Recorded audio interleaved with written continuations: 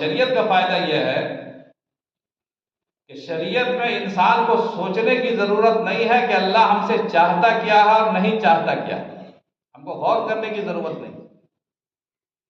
اللہ نے بتا دیا کہ ہم آپ سے یہ چاہتے ہیں، نماز اس طرح پڑھو، ہم جانوروں میں یہ جانور تمہارے لیے حلال ہے، چیزوں میں یہ چیزیں تمہارے لیے حلال ہیں، یہ حرام ہے۔ اللہ نے سب کھل کر کے خود بتا دیا۔ جب متکلم خود بتا دے کہ میری مرضی یہ ہے تو سامنے والے کو سوچنے کی ضرورت ہی نہیں، مسئلہ آسان ہے۔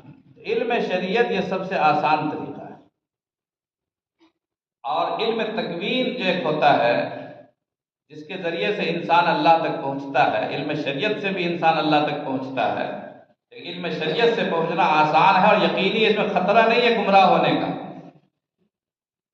علم تشریع کے ذریعے سے جو انسان اللہ تک پہنچتا ہے، اس میں انسان کے گمراہ ہونے کا خطرہ نہیں ہے، اندیشہ